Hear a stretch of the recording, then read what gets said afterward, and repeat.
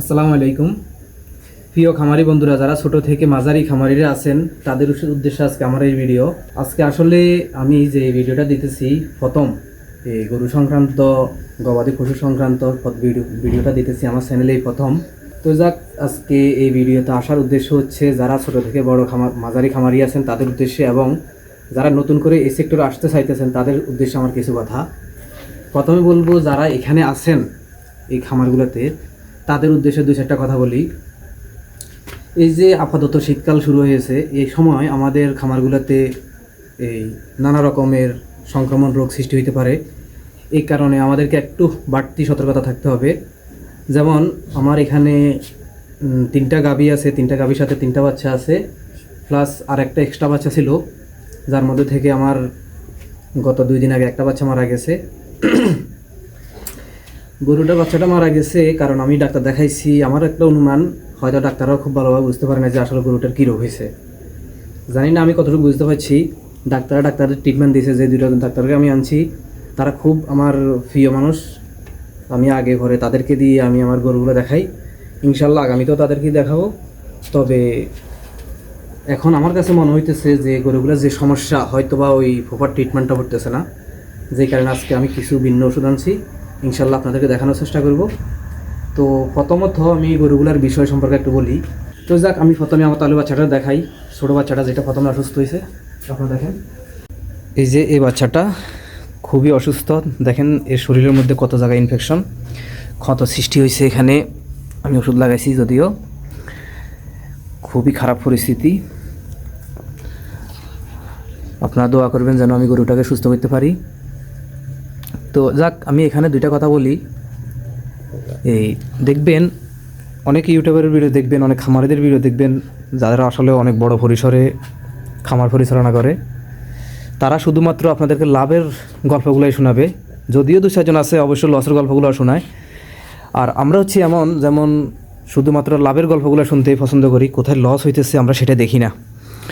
দেখি যখন নিজেরা লস দিই তখন বুঝতে পারি যে না, ঠিক আছে, এখন লসও আছে। যেমন আমি সামনে কত কোরবানে কিছু গরু বিক্রি করছিলাম, মানুষ দেখতেছে কত টাকার গরু বিক্রি করতেছে, কিন্তু এখানে খরচটা কেমন এটা কেউ বোঝে না। তো যাক, ওগুলো কথা না। এখন আমি গরুটাকে সুস্থ করার চেষ্টা করব। আমি এটাকে অ্যান্টিবায়োটিক দেব। তবে অ্যান্টিবায়োটিকটার কোনো মানে এক্স্যাক্টলি কোম্পানির নাম প্রচার করব না, বিভিন্ন গ্রুপের ওষুধ বলবো, যে কোনো এর মধ্যে থেকে যে কোনো একটা ব্যবহার করতেছি আমি। অ্যামক্সিলিন আছে, মক্সিলিন আছে, এই একই গ্রুপের বিভিন্ন ওষুধ, যার মধ্যে থেকে আমি একটা ব্যবহার করব। সকাল বিকাল দেখা যাক যদি গরুটাকে আমি সুস্থ করতে পারি।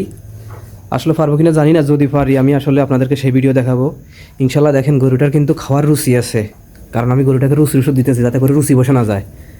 গরুটা যদি কোনোভাবে রুচি বসে যায় তাহলে কিন্তু ঝামেলা আছে। আমার ওই গরুটা হঠাৎ, যেটা মারা গেছে, ওইটা হঠাৎ করে খাওয়া ছাড়িয়ে দিছে, আমি ওইটার আর খাওয়া ধরাতে পারি না, এটা মারা গেছে দুর্বল হয়ে। তো যাক, ইনশাল্লাহ আমার একটা বিশ্বাস, আমি চেষ্টা করি, দেখি হয়তো বা আল্লাহ ফিরে চাইব। তো দেখেন এই জায়গাটা আমি বাল্ব লাগাইছি, কারণ এখানে বাচ্চা গরু, এগুলোর কাছে যেন ঠান্ডা না লাগে। আমি এখানে বাল্ব সেটিং করছি। এদিকে দেখা যাইতেছে না, এদিকে 2টা আছে, এদিকে 1টা 3টা, এই বাচ্চাগুলোর ফিটের উপর দিয়েছি এটা। এগুলো মোটামুটি শীতের মধ্যে ভালোই আছে ইনশাল্লাহ, মানে শীত থেকে অন্তত রেহাই পেতেছে।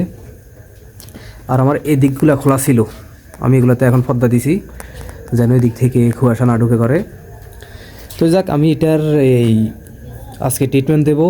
নেক্সট এটার কি হয়, আমি আসলে এটা সুস্থ করতে পারছি কি না, বাল্লা এটা সুস্থ করছে কি না, আমি আপনাদেরকে জানাবো, আপনারা দেখবেন। তো সবাই দোয়া করবেন যেন আসলে আমি এখানে সফল হই, গরুটাকে যেন আমি সুস্থ করতে পারি, এতটুকু আপনাদেরকে বলবো। আর যারা গরুর খামারে আসতে চাইতেছেন তাদের উদ্দেশ্যে বলি, গরু আসেন, এখানে ইনকাম আছে, কোনো ব্যাপার না, এখানে ভালো ইনকাম, তবে এখানে লসও আছে। তো এখানে আপনি যেমন লাভ করবেন, মনে করেন 50,000 1 লাখ, এখানে আবার লসও হবে এমন 50,000 1 লাখ 2 লাখ।